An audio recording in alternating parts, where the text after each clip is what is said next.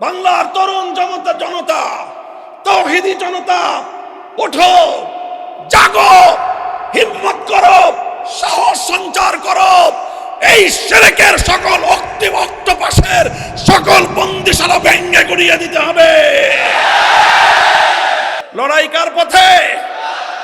আল্লাহর পথে। আল্লাহর নামে লড়াই হবে, সংগ্রাম হবে, যুদ্ধ হবে। প্রয়োজনে আল্লাহর দ্বীনকে জিন্দা করার জন্য যা করতে হয় আল্লাহর উপর ঈমানদাররা তাই করতে হবে। কোরআন পরিষ্কার, ঈমান বিল্লাহ কুফর বিত তাগুত একসঙ্গে হবে। যেখানে ঈমান বিল্লাহ সেখানে কুফর বিত তাগুত হবে, যেখানে ঈমান বিত তাগুত সেখানে ঈমান বিল্লাহ জমা হতে পারে না। কোরআন আয়াত একটার পর একটা বলে গিয়েছে। আল্লাহ বলেছেন, আল্লাযীনা আমানু ইউকাতিলুনা ফী সাবিলিল্লাহ ওয়াল্লাযীনা কাফারু ইউকাতিলুনা ফী সাবিলিত তাগুত। আল্লাহ বলেন, যারা ঈমানদার তারা লড়াই করে কার পথে? জোরে বলেন, লড়াই কার পথে? আল্লাহর পথে। আল্লাহর নামে লড়াই হবে, সংগ্রাম হবে, যুদ্ধ হবে। প্রয়োজনে আল্লাহর দ্বীনকে জিন্দা করার জন্য যা করতে হয় আল্লাহর উপর ঈমানদাররা তাই করতে হবে। আল্লাহ যে সকল আইন করে দিয়েছেন, আল্লাহর সেই আইন কেউ বাতিল করতে পারবে না। আল্লাহর সেই আইনের বিরুদ্ধে কোনো আইন করতে পারবে না কেউ। আল্লাহর কোনো আইনের বিরুদ্ধে কেউ প্রশ্ন তুলতে পারবে না। আল্লাহর কোনো আইন বুঝে আসুক বা না আসুক এটাকে অবজ্ঞা করতে পারবে না কেউ। আল্লাহর আইনের প্রতি অবজ্ঞা করা, আল্লাহর আইনের প্রতি প্রশ্ন তোলা, আল্লাহর আইনকে বাতিল করা, আল্লাহর আইনের জায়গায় বিকল্প আইন তৈরি যারা করবে তাদেরকেই বলা হবে তাগুত। কারণ নিরঙ্কুশ ভাবে আইন তৈরি করবার সর্বোচ্চ ক্ষমতাটা কার? আল্লাহ। এটা হলো তাওহীদ ফিল হাকিমিয়াহ। ইবাদত প্রাপ্তির আসন যেরকম একমাত্র কার, ঠিক তদ্রূপ চূড়ান্ত ভাবে আইন তৈরি করবার একচ্ছত্র ক্ষমতার মসনদ কার? কাজেই অন্য কেউ আল্লাহর এই চূড়ান্ত ক্ষমতাকে নিয়ে কাড়াকাড়ি করতে পারবে না। এটার সঙ্গে আল্লাহর প্রতিদ্বন্দ্বী হতে পারবে না, আল্লাহর সঙ্গে সংঘাতে লিপ্ত হতে পারবে না, আল্লাহ পাকের আইনের বিপরীতে অবস্থান গ্রহণ করতে পারবে না। আল্লাহর আইনের বিরুদ্ধে যায় এমন কোন অবস্থান, আল্লাহর আইনের বিরুদ্ধে কোন অবস্থান কোন ঈমানদার বান্দা গ্রহণ করতে পারে না। তুমি এক দুর্গাকে আল্লাহর সমকক্ষ সাব্যস্ত করলে তুমি বেঈমান, অথচ তুমি আইন তৈরি করবার ক্ষেত্রে এক আল্লাহর সঙ্গে শত শত মানুষকে শরীক করতেছো, তাহলে ঈমানদার থাকো কিভাবে? দুঃখ এবং পরিতাপ লাগে। আমার যেই দেশে আমরা বসবাস করছি, দীর্ঘদিন প্রায় পৌনে এক শতাব্দী যাবত, পৌনে এক শতাব্দী পর্যন্ত একটা অভিশপ্ত অক্টোপাস জাতিকে ঘেরাও করে আছে। আমাদের এই জাতিকে অভিশাপের একটা অক্টোপাস বন্দী করে রেখেছে। আমরা ইচ্ছা এবং অনিচ্ছায় শিরকের এই অক্টোপাস থেকে মুক্ত হতে পারছি না। বাংলার তরুণ জনতা, তাওহীদি জনতা, ওঠো, জাগো, হিম্মত করো, সাহস সঞ্চার করো। এই শিরকের সকল অক্টোপাসের সকল বন্দিশালা ভেঙে গুড়িয়ে দিতে হবে।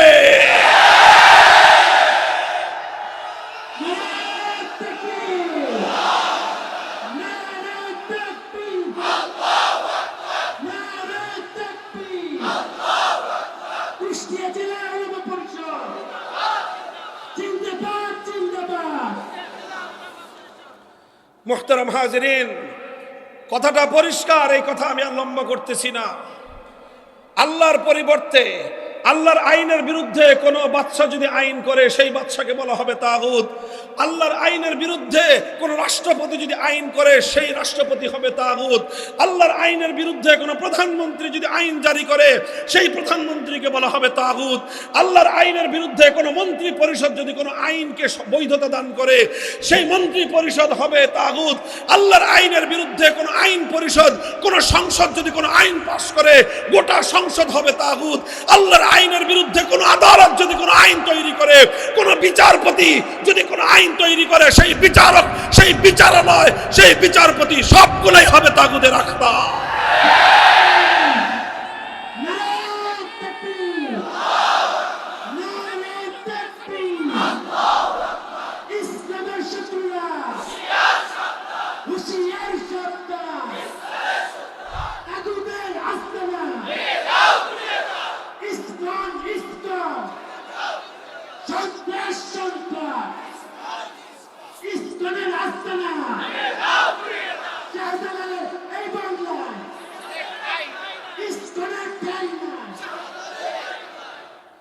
মুহতারাম হাজিরিন, তাগুতের পরিচয়টাকে বুঝবার পর এই প্রসঙ্গে আমি আমার সর্বশেষ বক্তব্য যেটা বলতে চাই, দীর্ঘ আলোচনায় যাব না, এটা আজকে আমি আমার আলোচ্য বিষয় হিসেবে সিলেক্ট করেছিলাম না, কিন্তু প্রসঙ্গ এবং সময়ের দাবি আমাকে এদিকে নিয়ে আসলো।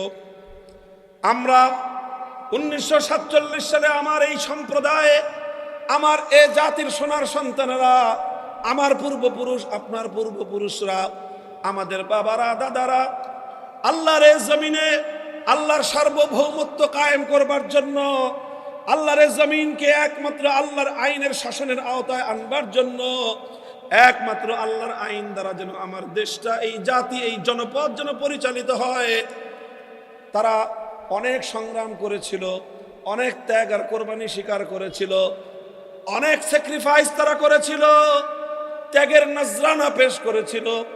দুর্ভাগ্যজনকভাবে আমাদের পূর্বপুরুষরা অনেক ত্যাগ স্বীকার করার পরেও আমাদের পরবর্তী প্রজন্মের দুর্বলতার কারণে তাদের সেই দীর্ঘদিনের সংগ্রামের সুফসল এখনো আমরা ঘরে তুলতে পারি নাই।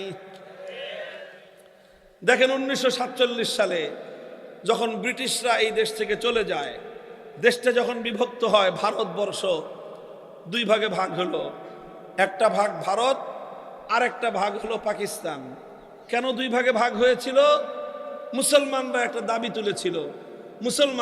দাবি তুলেছিল, গোটা ভারতবর্ষের মুসলমানরা।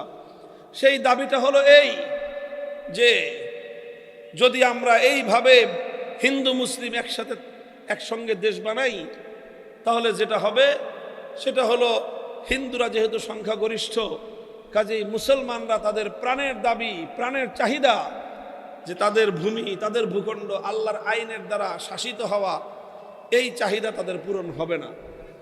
এই জন্য মুসলমানরা চাইল আমরা আমাদের এই প্রাণের চাহিদা পূরণ করে আমরা আল্লাহর আইনের অধীনে শাসিত হব, কোনো মানবরচিত তন্ত্রমন্ত্রের দ্বারা আমরা পরিচালিত হব না।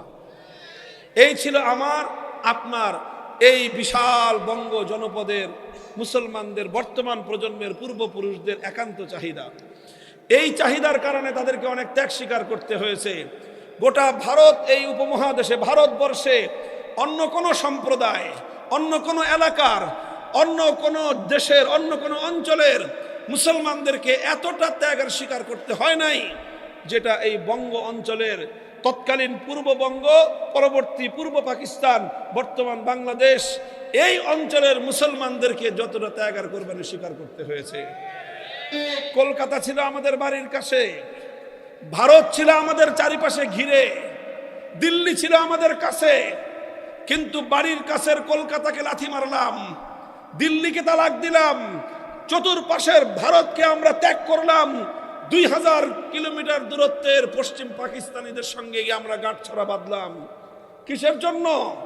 পশ্চিম পাকিস্তানিদের সাথে আমাদের এই দেশের পূর্বপুরুষদের আলাদা কোনো প্রীতি ছিল না, আলাদা কোনো ভালোবাসার প্রেম ছিল না। শুধু একটা জিনিস ছিল, ওরাও মুসলমান, আমরাও মুসলমান, সংখ্যাগরিষ্ঠ মুসলিম অধ্যুষিত এলাকায় আল্লাহর কোরআন হবে সংবিধান, ইসলাম হবে শাসন ব্যবস্থা। শুধু এই জন্য বাড়ির কাছের ভারতকে ছেড়ে 2000 কিলোমিটার দূরের পশ্চিম পাকিস্তানিদের সঙ্গে আমরা এক রাষ্ট্র গঠন করেছিলাম। এই রাষ্ট্র গঠনে অনেক মানুষ ছিলেন একসঙ্গে। রাষ্ট্র গঠনের এই প্রাথমিক পর্যায়ে শেখ মুজিবুর রহমান সাহেবও এই দাবির পক্ষেই ছিলেন। পরবর্তীতে তিনি আদর্শচ্যুত হয়েছেন, পরবর্তীতে তিনি তার আদর্শ থেকে বিচ্যুত হয়েছেন। সাফ কথায় বললে তিনি হেদায়েতের পথ থেকে গুমরাহ হয়েছেন। আরো অনেকেই গুমরাহ হয়েছেন, ওনার নামটা বললাম কারণ পরবর্তীতে ওনার আলোচনা এবং ওনার ভূমিকা অনেক অনেক আলোচিত ছিল, এই জন্য বললাম। হয় ওনার পূর্বের ভূমিকা যদি সঠিক হয়ে থাকে, পরবর্তী ভূমিকা ছিল ভুল, আর পূর্বের ভূমিকা যদি পরের ভূমিকা যদি সঠিক হয়ে থাকে, পূর্বের ভূমিকা ছিল ভুল। আমরা মনে করি তার পূর্বের ভূমিকাটাই সঠিক ছিল, পরবর্তী ভূমিকাটা ভুল ছিল, পথচ্যুতি ছিল, বিভ্রান্তি ছিল, গুমরাহি ছিল। 1947 সালে এই অঞ্চলের জনপদের মুসলমানরা বাড়ির কাছের ভারত, দিল্লি আর কলকাতাকে ছেড়ে পশ্চিম পাকিস্তানিদের সঙ্গে গাঁটছড়া বেঁধেছিল একটা কথার উপরেই। পশ্চিম পাকিস্তানিরা এবং তাদের লিডার মোহাম্মদ আলী খান জিন্নাহ জাতির সঙ্গে অঙ্গীকার করেছিলেন, ওয়াদা করেছিলেন যে আমরা আমাদের এই দেশে, মুসলিম দেশে কোরআন হবে সংবিধান, শাসনতন্ত্র হবে ইসলামী, ইসলামী শাসন ব্যবস্থার দ্বারাই দেশ পরিচালিত হবে। আমাদের দেশের আমাদের পূর্বপুরুষরা বললেন, ঠিক আছে, আমরা ভারতের মধ্যে এত বিশাল রাষ্ট্রের প্রয়োজন আমাদের নাই, অর্থনৈতিক এত উন্নতির প্রয়োজন আমাদের নাই, সারা পৃথিবীতে এত সুনাম সুখ্যাতির প্রয়োজন আমাদের নাই, সব কিছুকে দুপায়ে দলে শুধুমাত্র ইসলামী শাসন ব্যবস্থার আকাঙ্ক্ষা নিয়ে পশ্চিম পাকিস্তানিদের সঙ্গে আমরা গাঁটছড়া বেঁধেছিলাম। দুর্ভাগ্য, সেই পশ্চিম পাকিস্তানি খান পাঠানরা 24টা বছর আমাদের সঙ্গে বিশ্বাসঘাতকতা বেইমানি করেছে। যখন 47 সালে দেশ বিভক্ত হলো, আমাদের ওলামায়ে কেরাম বারবার তাদেরকে বললেন, অঙ্গীকার পুরা করেন, আল কোরআনের শাসন কায়েম করবেন বলেছিলেন, কই কোরআনী শাসন কোথায়? শাসকরা বলতো যে দেশটা এখনো শিশু রাষ্ট্র, তো হুজুর এই শিশুটা এখনই যদি এদেরকে কোরআনী শাসন দিতে যাই তাহলে এই শিশু হজম করতে পারবে না, এখন একে লিকুইড খাওয়াইতে হবে, শক্ত খাবার খাইতে পারবে না, এই জন্য কিছুদিন তাকে পশ্চিমা শাসন ব্যবস্থার লিকুইড খাবার ফিডারে করে খাওয়ায়ে শিশুটা যখন একটু বড় হবে, কোরআনী শাসনের শক্ত খাবার যখন খাইতে পারবে, তখনই আমরা এই শিশুকে কোরআনী শাসন দিব। ভালো কথা। 5 বছর পরে আবার হুজুরে জিজ্ঞাসা করলো, আপনার শিশু কি বড় হয়েছে? কয় না, এখনো বড় হয়ে সারে নাই। 10 বছর পরে আপনার শিশু বড় হয়েছে? কয় না, এখনো বড় হয়ে সারে নাই। 20 বছর পরে হুজুর আবার জিজ্ঞাসা করলেন, আপনার এই শিশু বড় হয় নাই? কয় না হুজুর, এখনো বড় হয় নাই। আমার আব্বাজান শাইখুল হাদিস রহমতুল্লাহ আলাইহি বলতেন, 24 বছর যখন হয়ে গেল তখন দেশের মানুষ সিদ্ধান্ত নিল, যেই পোলা 24 বছরেও সাবালক হয় না, যেই পোলা 24 বছরেও প্রাপ্তবয়স্ক হয় না, এটা 90 বছরেও হবে না, এই পোলার দরকার নেই। পাকিস্তান ভেঙে দাও, আল কোরআনের শাসনই যদি না হবে, পশ্চিম পাকিস্তানিদের সঙ্গে আমাদের কিসের সম্পর্ক? আমরা শুধু কোরআনী শাসনের জন্য তোমাদের সঙ্গে ঐক্যবদ্ধ হয়েছিলাম।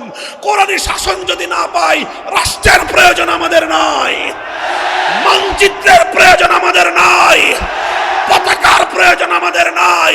মানচিত্রের চেয়ে, পতাকার চেয়ে, ভূগোলের চেয়ে আল্লাহর কোরআনী শাসনকে আমরা বেশি ভালোবাসি।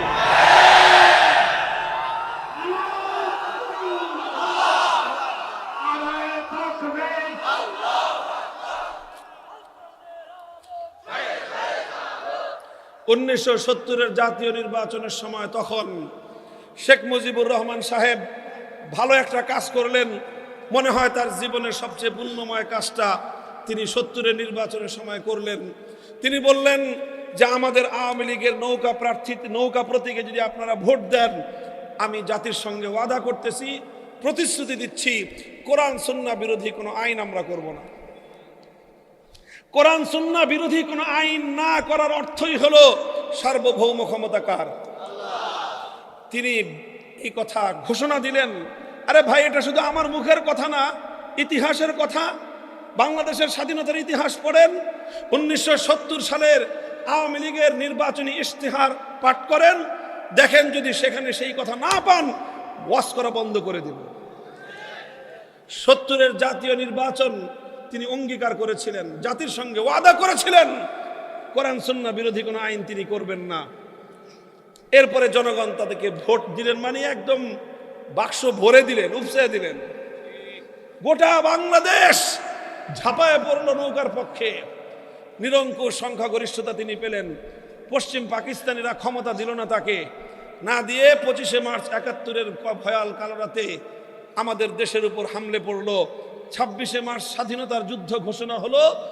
9 মাসের রক্তক্ষয়ী মুক্তিযুদ্ধের পর 1971-এর 16ই ডিসেম্বর বাংলাদেশ স্বাধীন হলো। আর এই পূর্ণ সময়টা শেখ মুজিবুর রহমান সাহেব পশ্চিম পাকিস্তানের জেলখানায় বন্দিত্ব থাকলেন, আপ্যায়িত হইলেন। এরপরে ৭১-এর স্বাধীনতা অর্জিত হওয়ার পর তিনি পশ্চিম পাকিস্তান থেকে মুক্ত হলেন। মুক্ত হয়ে লন্ডনে গেলেন। ভারতের প্রধানমন্ত্রী শ্রীমতী ইন্দিরা গান্ধীর সঙ্গে একান্তে কথোপকথন হলো, আলাপ আলোচনা হলো। দেশে ফিরবার সময় শ্রীমতী ইন্দিরা গান্ধী তৎকালীন ভারতের প্রধানমন্ত্রী শেখ মুজিবুর রহমান সাহেবের মুজিব কোটের পকেটের মধ্যে একটা চিরকুট ধরায় দিলেন। এই পকেট মানে হলো প্রতীকী কথা বলতেছি, পকেটেই ঢুকাইছি এটা কোনো জরুরি না, মানে ওনাকে একটা ছোট্ট চিরকুট ধরায় দিলেন। ওই চিরকুটের মধ্যে মূল কথা যেটা ছিল সেটা হলো এই, তোমার দেশের সংবিধান হবে ভারতের সংবিধান। অর্থাৎ ভারতের সংবিধানের যে মূলনীতিগুলো, যাদেরকে আমরা 1947 সালে ত্যাগ করেছিলাম, তালাক দিয়েছিলাম, সেই ভারত 1947 সালে আমাদের কাছে পরাস্ত হওয়ার পর ৭১ সালের যুদ্ধের পর তারা আবার সেই কালনাগিনীর মতো আমাদেরকে ছোবল মারার জন্য তারা তাদের রাষ্ট্রের সংবিধানের মূল 4 নীতি, জাতীয়তাবাদ, ধর্মনিরপেক্ষতাবাদ, গণতন্ত্র আর সমাজতন্ত্রের মূল নীতিগুলোকে বাংলাদেশের রাষ্ট্রের সংবিধানের মূলনীতি বানানোর জন্য শেখ মুজিবকে কানে কানে ফুসলিয়ে দিলেন। শ্রীমতী ইন্দিরা গান্ধীর কথায় শেখ মুজিবুর রহমান সাহেব দেশে ফিরে এসে 1970-এর যেই নির্বাচনের উপর ভিত্তি করে ৭১-এর স্বাধীনতা হলো, যেই নির্বাচনের উপর ভিত্তি করে ৭১-এর গণপরিষদ গঠিত, ৭১-এর সংসদ গঠিত হলো, যেই নির্বাচনের ফলাফলের ভিত্তিতে বাংলাদেশ রাষ্ট্রের স্থায়িত্ব হলো, বাংলাদেশ রাষ্ট্র স্থাপিত হলো, তিনি সেই 70-এর জাতীয় নির্বাচনের সময় জাতির সঙ্গে কৃত ওয়াদা এবং অঙ্গীকার ভুলে গিয়ে সর্বপ্রথম তিনি সংবিধানের মধ্যে কুফরি ধর্মনিরপেক্ষতা মতো একটি কুফরি মতবাদকে অন্তর্ভুক্ত করে জাতির সঙ্গে গাদ্দারি করলেন। এটাকে গাদ্দারি বলা ছাড়া কোনো উপায় নাই। যদি আপনি কোরআনের সংবিধান না দিবেন, যদি আপনি ইসলামকে মাইনাস না করবেন, তাহলে কেন 70 সালে জাতির সঙ্গে ওয়াদা করেছিলেন কোরআন সুন্নাহ বিরোধী আইন করবেন না? ৭২-এ সংবিধান তৈরি করে বাংলাদেশে ইসলামী রাজনীতি নিষিদ্ধ করে দিলেন। তিনি তো ইসলাম কায়েম করবেনই না। কেউ যেন ইসলামী আন্দোলন করতে না পারে, ইসলামকে রাষ্ট্রীয় পর্যায়ে কায়েম করার রাজনৈতিক দল না করতে পারে, সেজন্য আইন করে দেশের সমস্ত ইসলামিক রাজনৈতিক দলগুলোকে নিষিদ্ধ করে দিলেন। এবং এর প্রায়শ্চিত্ত তিনি করলেন ৭৫ সালের 15ই আগস্ট। এরপরে ৭৫-এর 15ই আগস্টের পরে অনেক কাহিনী ঘটলো। যারা আসলেন তারা প্রথম দিকে মুসলমানদের ম্যান্ডেটকে একটু শ্রদ্ধা জানানোর চেষ্টা করলেন। সংবিধানের শুরুতে বিসমিল্লাহির রহমানির রহিম সংযুক্ত করলেন। মহান আল্লাহর উপর অবিচল আস্থা এবং বিশ্বাসকে অন্তর্ভুক্ত করে ধর্মনিরপেক্ষতাবাদকে মাইনাস করে দিয়ে বাংলাদেশে ইসলামী রাষ্ট্র প্রতিষ্ঠার জন্য রাজনীতি করবার অধিকারকে ফিরিয়ে দিলেন। একটা গোজামিল করলেন, অর্থাৎ আল্লাহর উপর অবিচল আস্থা এবং বিশ্বাস যেই সংবিধানে থাকে, সেই সংবিধান অনুযায়ী দেশে ইসলাম বিরোধী কোনো আইন রচনা হতে পারে না। কিন্তু তারা অনেক আইন, অনেক নীতিমালা কোরআন সুন্নাহ বিরোধী তারা করে গেলেন। যেতে যেতে একসময় আরেকজনে এসে রাষ্ট্রধর্ম ইসলাম করলেন, অনেক কিছুই করলেন, কিন্তু প্রকৃত অর্থে তাওহীদ ফিল হাকিমিয়াহ, হাকিমিয়ত আইন তৈরি করবার ক্ষেত্রে আল্লাহ পাকের একত্ববাদকে রাষ্ট্রীয়ভাবে আর প্রতিষ্ঠা করলেন না। এই চলতে চলতে আবার আসলো 2008 সাল, 2009 সাল, আবার সেই ফ্যাসিবাদ বাংলাদেশের কাঁধের উপর চেপে বসলো। 72 থেকে 75-এর সেই কালো শাসন আবার এদেশের মানুষের উপর আসলো। এবার আর 3 বছর নয়, এবার থাকলো 15 বছর। এই 15 বছরে আল্লাহর উপর অবিচল আস্থা এবং বিশ্বাসকে সংবিধান থেকে উৎখাত করে দিয়ে আবার সেই কুফরি ধর্মনিরপেক্ষতাকে সংবিধানে ফিরিয়ে আনলেন। আর আল্লাহর জমিনে ধীরে ধীরে ধীরে ধীরে ইসলাম প্রতিষ্ঠার, ইসলামী শাসন প্রতিষ্ঠার যতগুলো চেষ্টা ছিল, সমস্ত চেষ্টাকে গলা টিপে হত্যা করবার পায়তারা চালালেন। ইসলামী শাসনতন্ত্র নাম নিয়ে বাংলাদেশে রাজনীতি করবার দুয়ার বন্ধ হয়ে গেল। আল্লাহর সার্বভৌমত্বের কথা সংবিধানে থাকায় ইসলামী রাজনৈতিক দলকে হাইকোর্ট থেকে নিষিদ্ধ ঘোষণা করা হলো। করে করে গোটা বাংলাদেশটাকে শিরকের একটা অভয়ারণ্যে পরিণত করা হলো। গোটা বাংলাদেশকে শিরকের সংস্কৃতি তথা মূর্তি দিয়ে গোটা বাংলাদেশকে ভরে ফেলবার পায়তারা চলল। বাংলাদেশ যেটা, যার রাজধানী পৃথিবীতে একমাত্র শহর ঢাকার শহরকে বলা হয় মসজিদের শহর। সেই মসজিদের নগরের কপালে কপালে, মসজিদের নগরের মোড়ে মোড়ে মূর্তি বসিয়ে এটাকে মূর্তির শহরে পরিণত করবার চেষ্টা করলেন। আর ঢাকার প্রান্তে ধোলাইখালে, সেখান থেকে যেখান থেকে বাংলাদেশের সর্ববৃহৎ মেগা দুর্নীতির মেগা প্রজেক্ট পদ্মা সেতুর প্রজেক্ট শুরু হয়, ওর মাথার উপর বিশাল এক দেবতার মূর্তি বসানোর আয়োজন করলেন। বিশাল এক দেবতার মূর্তি, আকাশ ছোঁয়া দেবতার মূর্তি বসানোর জন্য বেদি তৈরি। এটা সন্তান হিসেবে পিতার প্রতি আপনার অন্যায়, আপনি কুসন্তানের পরিচয়। এই কথা কেন বললাম? আমার বিরুদ্ধে সবচেয়ে বেশি ক্ষিপ্ত হলেন যেখানে যেখানে মূর্তি ভাঙে, সব মূর্তি ভাঙার জন্য আমার উপরে দায় চাপানোর চেষ্টা করলেন। আমি বললাম যে পরিষ্কার কথা, আমরা মূর্তি ভাঙা আমাদের কাজ না, কিন্তু মূর্তির বিরুদ্ধে কথা বলা আমাদের দায়িত্ব। আমাদের হাতে যদি ক্ষমতা আসে, আল্লাহ পাক যদি আমাদেরকে রাষ্ট্র ক্ষমতা প্রদান করেন, রাষ্ট্র ক্ষমতা প্রদান করার প্রথম মুহূর্তে জাতীয় স্থাপনায় যত মূর্তি থাকবে, চাই সেটা শেখ মুজিবুর রহমান সাহেবের মূর্তি হোক, জিয়াউর রহমান সাহেবের মূর্তি হোক, আমার বাবারও যদি মূর্তি থাকে, সে মূর্তি আমরা প্রথম মুহূর্তেই ভেঙে গুড়িয়ে দেব। পরিষ্কার কথা, পরিষ্কার কথা আমরা জানিয়ে দিয়েছিলাম। কিন্তু এই কথা কেন বললাম? ক্ষিপ্ত হলেন, অনেক কিছু করলেন, গোটা রাষ্ট্রযন্ত্রকে ব্যবহার করে আলেম ওলামাকে অপদস্থ করবার, লাঞ্ছিত করবার অপতৎপরতা চালালেন।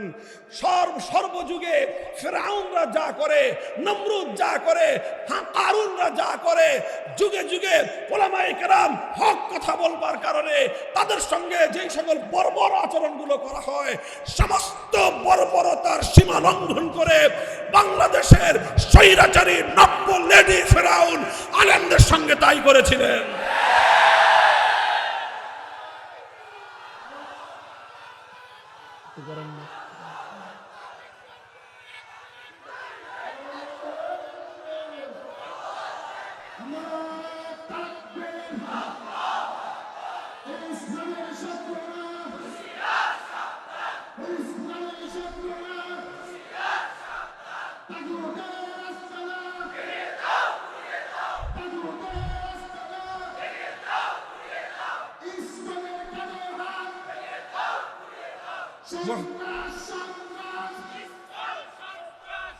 মুহতারাম হাজিরিন, কথা যেটা বলতেছিলাম, এই প্রসঙ্গে আমার আলোচনা শেষ। বলতে চাই এখন আবার এই ফ্যাসিবাদ বিরোধী 5ই আগস্টের মহান বিপ্লবের পর, যেই বিপ্লবের 1 ঘন্টার ব্যবধানে গোটা বাংলাদেশের স্বতঃস্ফূর্ত তৌহিদি জনতা, কোন নেতার নেতৃত্বের প্রয়োজন হয় নাই, কোন আলেমেরও বক্তব্যের প্রয়োজন হয় নাই, কারো কমান্ডার অপেক্ষা না করে 1 ঘন্টার মধ্যে শাহজালালের পবিত্র বাংলাকে মূর্তির অপবিত্রতা থেকে মুক্ত করে দিয়েছে। আমাদের এই সব কথা হলো মুসলিম জাতির এই জাতীয় স্থাপনাগুলো মূর্তি নিয়ে। আমরা হিন্দু ধর্মাবলম্বী সংখ্যালঘুদের তাদের মূর্তি নিয়ে আমাদের কোনো বক্তব্য নাই। সেখানে আমাদের একটাই বক্তব্য, দাওয়াত, যে দেখো তোমরা শিরকের পথে আসো, জাহান্নামের পথে, একত্ববাদের পথে ফিরে আসো, ঈমান এবং ইসলামকে গ্রহণ করো। এছাড়া তাদের মূর্তির ব্যাপারে আমাদের কোনো বক্তব্য নাই। তোমরা তোমাদের মন্দিরে মূর্তি বানাও, সেই মূর্তি ভাঙার কথা আমরা কোনোদিনও বলি নাই, বলবো না। মুহতারাম বসেন। এখন আমাদের পরিষ্কার একটা কথা হলো এই, আজ এখন বাংলাদেশে একটা সংস্কারের আওয়াজ উঠেছে, একটা সংস্কারের বাতাস চলছে। এই সংস্কারের সময়ে আমরা আমাদের বক্তব্য জাতীয়ভাবে স্পষ্ট ভাষায় তুলে ধরতে চাই। সেটা হলো এই যে সাংবিধানিকভাবে বাংলাদেশকে আল্লাহর সার্বভৌমত্বকে উপেক্ষা করে যে এই যে শিরকি আইন তৈরি করবার যে অভিশপ্ত ধারায় বাংলাদেশের 18 কোটি মুসলমানদেরকে যে বন্দী করে রাখা হয়েছে, আমরা এখন এই বন্দিত্ব থেকে স্বাধীনতা চাই, আমরা মুক্তি চাই।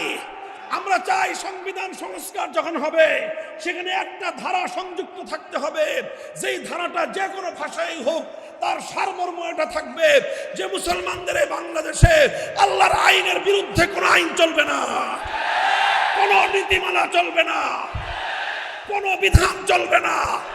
কোনো বিধান থাকলে সেটা বাতিল গণ্য হবে, কোন নীতিমালা থাকলে সেটা অকার্যকর বলে গণ্য হবে। চাই সেই নীতিমালা জাতিসংঘের হোক, চাই সেই নীতিমালা সার্কের হোক, চাই সেই নীতিমালা দেশের ভিতরের অথবা বাইরে হোক, আল্লাহর কোরআন এবং নবীর সুন্নাহ বিরোধী কোন আইন, কোন নীতি বাংলার মাটিতে চলবে না।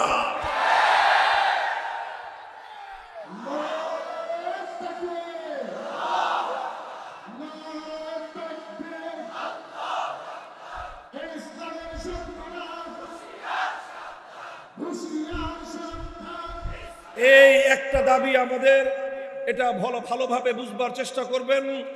রাষ্ট্র রাজনীতির সঙ্গে যারা জড়িত, আমাদের দাবি পরিষ্কার।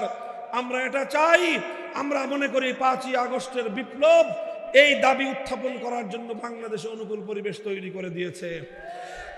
এখনই আমরা 5ই আগস্টের বিপ্লবকে ইসলামী বিপ্লব বলছি না, তবে আমি স্পষ্ট ভাষায় বলেছি, বলতেই থাকবো, 5ই আগস্টের বিপ্লব ইসলামী বিপ্লব না হলেও ইসলামী বিপ্লবের সূর্যোদয়ের পূর্ববর্তী সুবহে সাদেকের আভাস ছিল এটা। শহীদ আবু সাঈদরা যেভাবে বুক টান করে জালিমের বুলেটের আঘাতকে বরণ করে নিয়েছে বক্ষে, লক্ষ লক্ষ শহীদ আবু সাঈদ বাংলার মাটিতে জন্ম হবে ইনশাআল্লাহ।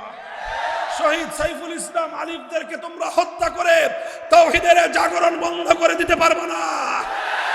আজ বাংলাদেশে ঢাকা বিশ্ববিদ্যালয়, প্রত্যেকটি পাবলিক এবং প্রাইভেট বিশ্ববিদ্যালয়গুলো থেকে আমাদের সন্তানেরা একত্ববাদ এবং তাওহীদের চেতনা নিয়ে রাজপথে নেমে আসছে। বাদ ভাঙে জোয়ার স্তব্ধ করে দিতে পারবে না ইনশাআল্লাহ। মাদ্রাসার ছাত্র, আরে এগুলো তো রিজার্ভ ফোর্স, এর সর্বশেষ ইনশাআল্লাহ বিপ্লবের জন্য তৈরি হও। আলেম সমাজ প্রস্তুতি গ্রহণ করেন, জাতিকে নেতৃত্ব দিতে হবে ইনশাআল্লাহ। এদেশ থেকে কোরআন বিরোধী, ইসলাম বিরোধী প্রতিটি অপশক্তির শেকড় সদ্য উপড়ে ফেলতে হবে। ওদের গাত্রদাহ শুরু হয়ে গিয়েছে, অন্তর্জালা শুরু হয়েছে। বাংলাদেশকে যারা বন্দী করে রাখতে চেয়েছিল, বাংলাদেশকে যারা কররাজ্য পরিণত করতে চেয়েছিল, করদ রাজ্যে, বাংলাদেশের স্বাধীনতাকে বিপন্ন করে যারা অঙ্গরাজ্যের মতো করে বাংলাদেশকে পরিচালনা করতে চেয়েছিল, তাদের সেবাদাসী উৎখাত হওয়াতে মাথা খারাপ হয়ে গেছে। আমরা বলছি ইসকনের নামক সন্ত্রাসী সংগঠনের বিরুদ্ধে প্রায় 10 বছর ধরে ওলামায়ে কেরাম বলছেন। তখন আপনারা আমাদের কথাকে অনেকে গুরুত্ব দেন নাই, অনেকে সুশীল সেজেছেন যে ইসকন নিয়ে হুজুরদের এত মাতামাতি করার দরকার কি। আমরা যখন বলেছিলাম, আমাদের সেই কথা যদি কর্ণপাত করতেন, আজ বাংলাদেশের চট্টগ্রামের আদালত প্রাঙ্গণ সরকারি একজন প্রসিকিউটর, একজন সহকারী প্রসিকিউটর, একজন প্রসিকিউশনের কর্মকর্তা, এদেশের একজন তরুণ সম্ভাবনাময় আইনজীবীকে নির্মমভাবে হত্যাকাণ্ডের শিকার হতে হতো না। এই ইসকন নামক সন্ত্রাসী দেশ বিরোধী শক্তিকে বাংলাদেশে নিষিদ্ধ করতে হবে। কত নিষিদ্ধ করা হয়েছে বাংলাদেশে আমরা দেখি নাই? আল্লাহর সার্বভৌমত্বে বিশ্বাসী হওয়ার কারণে দেশের রাজনৈতিক দল নিষিদ্ধ হয়েছে। শুধুমাত্র শাসনতন্ত্র, ইসলামী শাসনতন্ত্র বলবার কারণে রাজনৈতিক নিবন্ধন পায় নাই।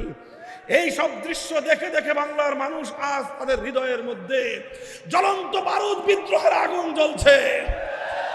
ইসকনকে অনতিবিলম্বে নিষিদ্ধ করে তাদের সকল জঙ্গিবাদী সন্ত্রাসী কার্যকলাপ নিষিদ্ধ করতে হবে।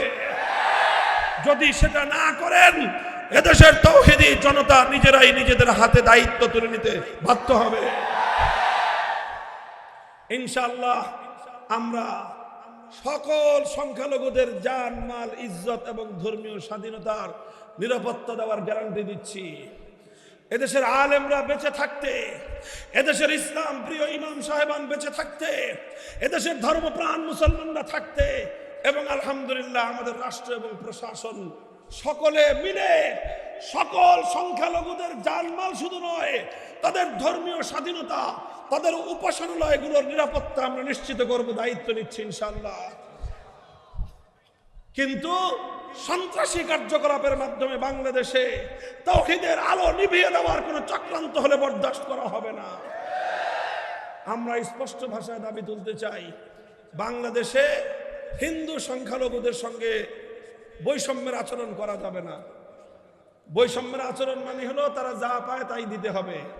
10 টাকা পালে 10 টাকা দিবেন, 5 টাকাও দিবেন না, আবার 20 টাকাও দিবেন না।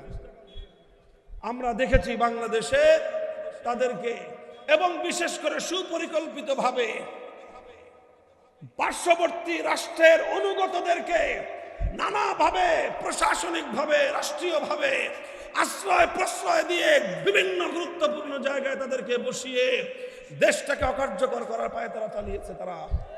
আর সেই অভিশাপ এখন বাংলাদেশকে কুরে কুরে খাচ্ছে। 2 দিন পর পর বাংলাদেশের বিপ্লবকে ব্যর্থ করে দেওয়ার পায়ে তারা চলছে। তৌহিদি জনতাকে আমি বলবো, যে কোনো উপায়ে বিপ্লবের পক্ষে রাজপথে নিজেদের অবস্থান ধরে রাখবেন ইনশাআল্লাহ। মুহতারাম হাজিরিন, বলছিলাম এক আল্লাহর প্রতি আনুগত্য এবং আল্লাহর প্রতি আন্তরিকতা থাকতে হবে, আল্লাহর নবীর প্রতি আন্তরিকতা থাকতে হবে। মুসলমানদের যারা শাসক গোষ্ঠী তাদের কল্যাণকামিতা করতে হবে, জনগণের কল্যাণকামিতা করতে হবে। আমরা বিগত শাসক গোষ্ঠীর কল্যাণে যেটা মনে হয়েছে তাদের কল্যাণ হবে সেই কথা বলতে আমরা দ্বিধা করি নাই।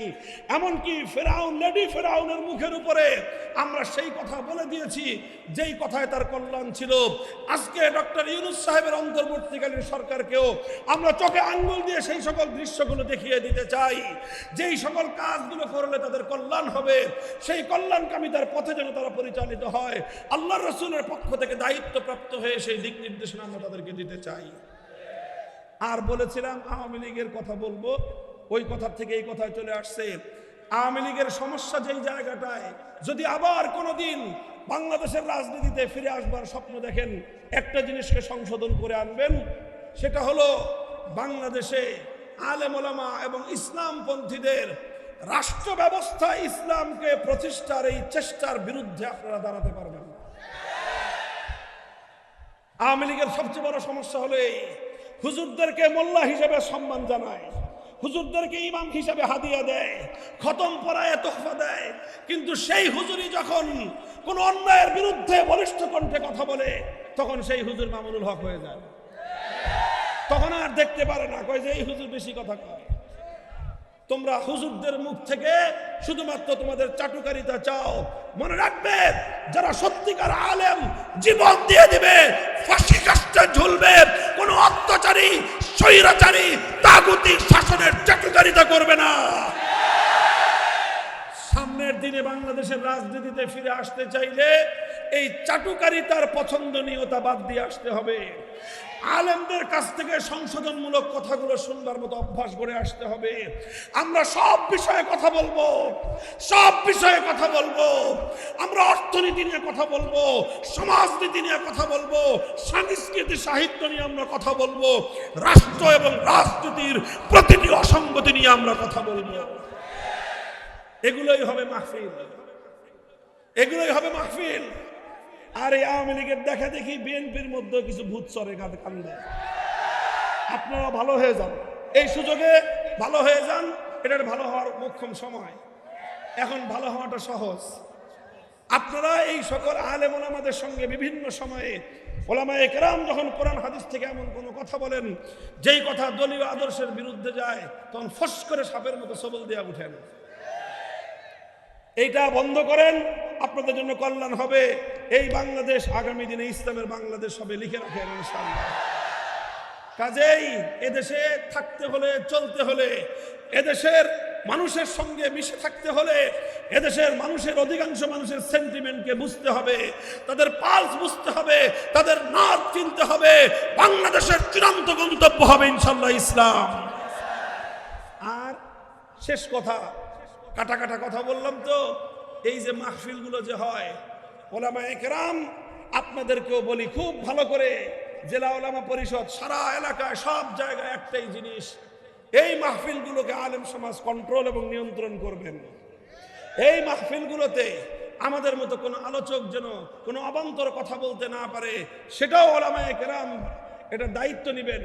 কেউ কোনো ভুল কথা, যে কোনো দৃষ্টিকোণ থেকে ভুল কথা বললে তাকে সংশোধন করে দিবেন। আর এই দ্বীনের নামের এই মাহফিলগুলোতে কোনো দুনিয়াদার পলিটিক্যাল ব্যক্তিত্বকে কখনোই অতটা গুরুত্ব দিবেন না যেই গুরুত্ব পেয়ে সে মাহফিলকে নিয়ন্ত্রণ করার চেষ্টা করে। মাহফিলে দাওয়াত না পেলে সম্ভাব্য এমপি প্রার্থীরা যেই সমস্ত অপকর্ম করেন ওই দিন ভুলে যাওয়া শুরু করেন। মাহফিলে যদি কেউ দাওয়াত পান, সম্মানের সঙ্গে সেই দাওয়াত গ্রহণ করে আসবেন এবং এসে চেয়ারে না বসার চেষ্টা করবেন।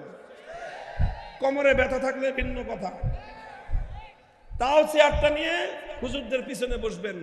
যেরকম নাকি মসজিদে গিয়ে নামাজের মধ্যে যত বড় নেতা হন খেতা হন ইমামের পিছনে দাঁড়ান, ঠিক এরকম ভাবে দ্বীনের মাহফিলগুলোতে যে সকল রাজনৈতিক নেতৃবৃন্দ অংশগ্রহণ করেন তারা উলামায়ে কেরামের পেছনের সারিতে থাকার চেষ্টা করবেন। যদি কোনো কথা আপত্তিকর মনে হয় উলামায়ে কেরামের শীর্ষ আলেমদেরকে কানে কানে বলবেন, খবরদার এই সমস্ত কোনো কথার কোন ধরনের এর প্রোটেকশন, এর বিরুদ্ধবাদী কোনো কথা কোন মাহফিলে কোন রাজনৈতিক নেতা, না আওয়ামী লীগ, না বিএনপি, না অন্য কোন দলের কোন নেতা কোন ওয়াজ মাহফিলে আলেম সমাজের কোন কথার প্রোটেকশন করতে পারবে না। এই ধারা বন্ধ করেন। তাওহীদি জনতা যদি সচেতন থাকেন এই সব ভূত এদের কাছ থেকে নেমে যাবে ইনশাআল্লাহ। বেজার হইলেন আমার এই কথায়? হইলে হন। এভাবে ইনশাআল্লাহ বাংলাদেশ ইসলামের দিকে এক ধাপ এগিয়ে গেছে, আরো এক ধাপ এগিয়ে যাবে ইনশাআল্লাহ। আল্লাহ পাক রব্বুল আলামিন আমাদের সকলকে সেই দিন দেখান। আমাদের এই দেশটা যেভাবে আমাদের পূর্বপুরুষরা সেই ব্রিটিশ সাম্রাজ্যবাদের বিরুদ্ধের সময় থেকে আজ পর্যন্ত ইসলামী শাসন ব্যবস্থা দেখবার অভিপ্রায় নিয়ে অনেক ত্যাগ আর কোরবানি স্বীকার করেছেন, তাদের পরবর্তী প্রজন্ম হিসেবে আমরাও যেন তাদের ধারায় পরিচালিত হতে পারি। বাংলাদেশ হোক ইসলামের বাংলাদেশ, সেই প্রত্যাশা ব্যক্ত করে সকলের কাছ থেকে দোয়া কামনা করে বক্তব্য শেষ করলাম। ওয়া আখিরু দাওয়ানা আলহামদুলিল্লাহি রাব্বিল আলামিন। আসসালামু আলাইকুম ওয়া রাহমাতুল্লাহ।